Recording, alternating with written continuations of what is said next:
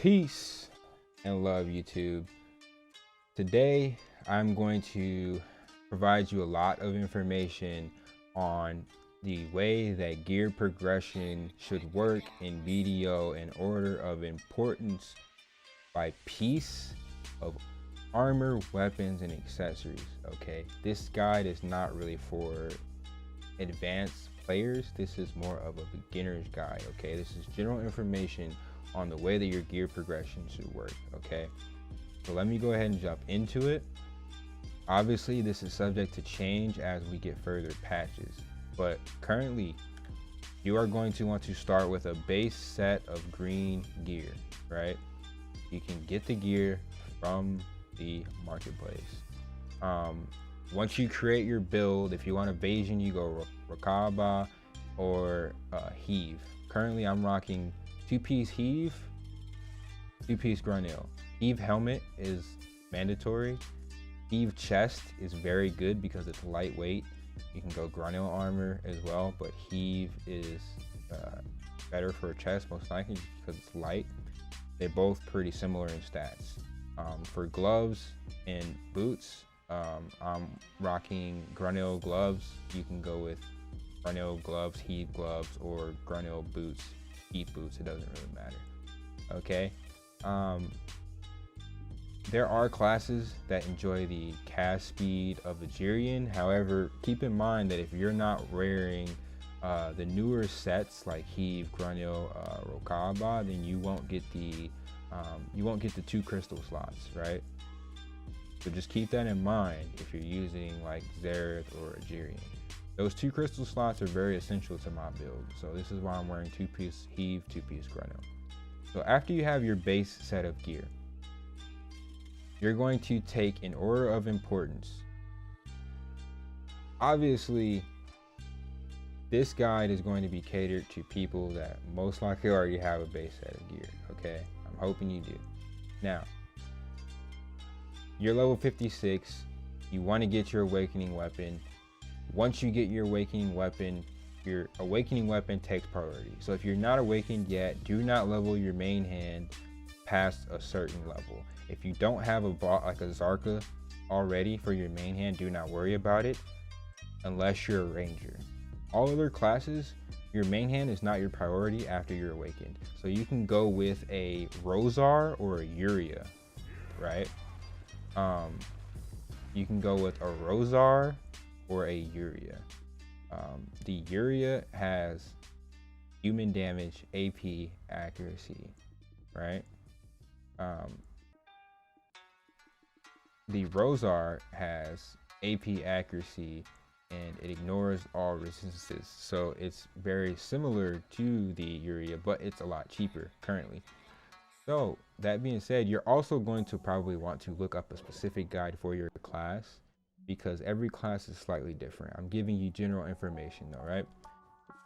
So that's your main hand. Once you're awakened, your awakening takes priority. This was the blue awakening weapon, but I used armor reform stones in order to get it to ultimate for the gear gain, right?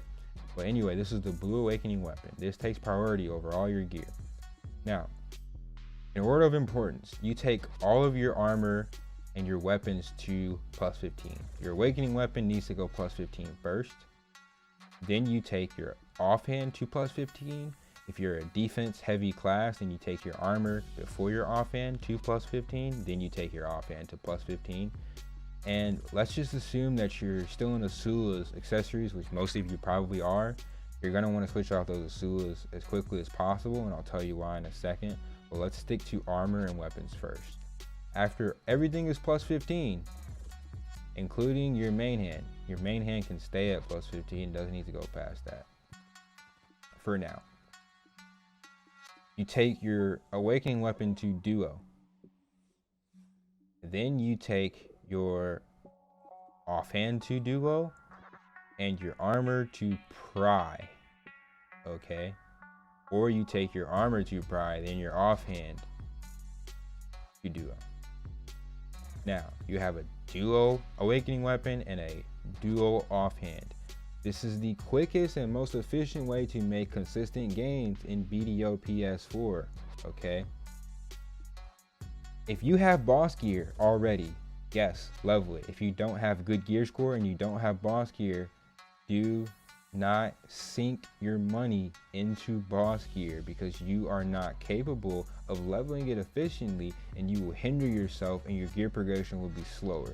If you want to play the long game and not be competitive, yeah, do that. But if you want to be competitive now and you want to make consistent gains, which is fun, you want to have fun in the game and be making progression, level your green gear. Okay, it is going to be useful, and if once it's not useful, you can just sell it. So there's no reason not to level your green gear. Now we're still at duo awakening, duo offhand, pry armor. Now you're going to want to take your awakening weapon to try with cron stones. Use cron stones. You get like 2 costumes. If you don't know how to get cron stones, you go to the pearl item shop, you look for a female outfit based set, and right here there are 2 sets up here. I could buy one right now, but I'm not going to because I'm saving for night vendor in a few hours. These premium sets break down for about 200 plus crons. You don't want to buy the classic sets. You want to buy premium sets because they give more cron stones. Okay, usually the lawns are up there pretty often. The lawn sanguine pedal premium sets are up there pretty often. Pre-order one of these sets, maybe 2, so that you can get a good amount of cron stones. Okay, if you don't know how to make money, I have gold guides on my channel. You have to have money in order to make efficient gains. Okay, you can farm black stones at Helms, you can farm black stones at Sawsons. Black stones drop more efficiently when you're farming elites.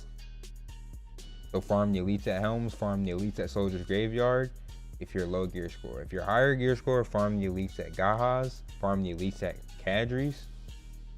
They give a lot of black stones. Okay, now take your awakening weapon to try with cron stones. Then you take your offhand to try with cron stones. Do not level past duo without cron stones unless you have an abundance of materials and you're okay with failing. Just don't do it, because when you fail, your gear score is going to go down and you're going to have a hard time leveling your gear. It's just not efficient in BDO PS4 because right now cron stones are just so cheap. Use cron stones. Once you're more efficient and you have more materials, then you can start not using cron stones, but that's more advanced. I don't recommend it until you understand why you should do it. Once you understand why you shouldn't use cron stones, then you shouldn't use cron stones. But if you don't understand it, you probably shouldn't do it.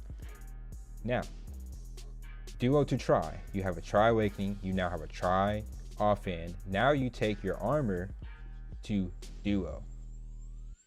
Once all of your armor is duo, your main hand can still be at plus 15 unless you're a ranger, because your main hand does not equate to your awakening damage. I've done the testing.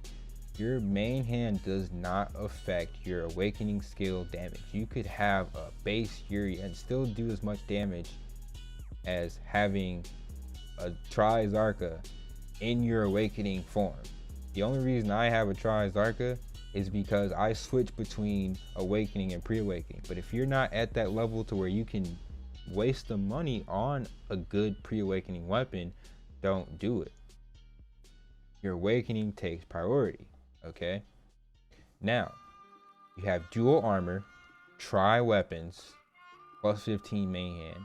What takes priority next is your accessories. If you have a full Asula set, which is very easy to get, then the order of importance of replacing your Asulas is going to go earrings. You're going to go from Asulas to duo earrings. If the easiest way to make gains in this game with earrings is going to be, this is universal so I can show you. If you're an APDP build, then you can swap between 1 token of friendship, which is very cheap, and blue coral earrings. The only class I know personally that uses red coral is warriors for the extreme amount of accuracy. However, most AP classes are going to want blue coral rings over witches if you don't have a lot of money, because blue coral is so much cheaper than witches, right? You can switch to witches after you have an abundance of money, but right now the witches is only 1 AP difference from the blue coral, so why not just use blue coral to make consistent gains? So that being said,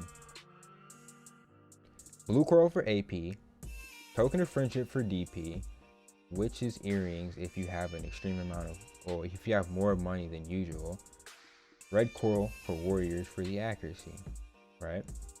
I'm an AP DP build, so what I started off with was 1 blue coral, and I was lucky enough to get a witch, but I would have went with a token of friendship if I didn't get a tet witch, right? After you have those duo, then they're good enough to replace your Asulas.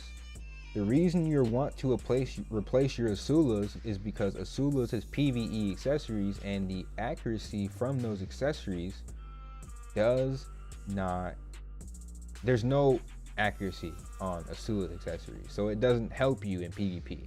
I destroy people with Asula's accessories that are high gear score because they have no accuracy, and I'm running an evasion damage reduction build. Asula's is garbage for PvP. If you're a PvEer, it doesn't matter, okay? But this is me telling you how to play the game efficiently and progress your gear and to get to end game. So I'm going to tell you, get out of Asula's and move into blue coral's token of friendship witches. So now you have 2 earrings that you've replaced duo. Next, you're going to replace 1 ring because Asula's has a 3-piece set bonus, and you want to keep that set bonus until you have 3 duo pieces to replace those 3 Asula's items. So you're going to want to get a duo ring first. All right, so where was I? Now the rings, so the rings in order of importance. Obviously, Shrine Guardian token if you're DP, Mark of Shadow if you're AP, red coral rings if you're AP DP, right? Essentially, the red coral ring is best for progression because 2 DP equals 1 AP. And for Mark of Shadows, you only get 1 more AP than a red coral. So you're going to get a much higher gear score by going red coral rings than you are Mark of Shadows. Not to mention, Mark of Shadows are 6 times the price of red corals. So you can make consistent, easy gains with the red corals versus the Mark of Shadows. Okay. That being said, if you're an AP build, eventually you're going to want to switch over to the better AP accessories like Ring of Crescents. If you're DP, you're going to want to go from Shrine Guardian to Ring of Cadre, whatever. But just starting off, red coral, Mark of Shadow, and Shrine Guardian token are the 3 that you want to take a look at depending on your build. Okay, now after you have a duo ring, now you work on these last 3 pieces: the belt, the ring, and the necklace. In order of importance, it goes your ring, because that's the easiest gain, then your necklace, then your belt. The belt is the hardest to make gains with for the least amount of gains that you get, for the least amount of stats that you get. Okay, that being said, your necklace, AP, I am Ancient Guardian Seal because it gives me accuracy, damage reduction, AP, DP. These are all stats that are very essential to my hybrid build and allow my gear score to raise. Okay, so let's go for necklace because we already discussed rings. Now for a necklace, for an AP build, if you're super desperate, you go bears. Only use a bears if it's like try or tet because it's really low AP, but it's really cheap to get a tet bears and to hold you over until you can get something better, right? However, I highly recommend avoiding that if you can and just go for the Schultz. It's only 1.9 mil for AP build. For AP DP, Ancient Guardian Seal, again, this is going to be, Ancient Guardian is, you know, it's 6 mil. It's much more expensive than the Schultz. This is going to be the way where if you're an AP build, you might as well just better off go for the necklace of Schultz for that more AP. But again, remember that Schultz is only 1 AP higher than the Ancient Guardian Seal, so you're going to get way more stats from going for the Ancient Guardian Seal AP DP than you would just for going for Schultz, right? If you're DP, you go for Ben Shields. And then eventually you can swap over to Sicils, which I'm not messing with that yet. It's too expensive. Sarah's for AP. Ogre Ring for AP if you're a big baller. And then you can go Benchos for DP, right? After your necklace is duo and your belt is duo, then you can replace these last 3 pieces. You don't want to lose that Asula set bonus until you have these 3 pieces duo. For your belt, obviously I'm using Ancient Weapon Core. For your belt, you're going to want to look at belt of Schultz, Ancient Weapon Core, and Tree Spirit belt. These are the 3 best belts to start off with. Tree Spirit's very expensive. Schultz is going to be a much easier upgrade. Ancient Weapon Core is going to be the best overall upgrade because you get 4 DP, 4 AP, whereas for the Schultz you get 3 AP and you get no DP. Ancient Weapon Core just has much more stats. However, for those AP monkeys, for that, you know, they want that 1 extra stat, and go for Schultz. It's all up to you. I say the Ancient Weapon Core is a much better belt though. I see people going Grudem as well with the DP because Grudem's super cheap and that DP does help. Like I said, 2 DP equals AP because it allows you to stay in the fight longer. That being said, I've covered a lot of information.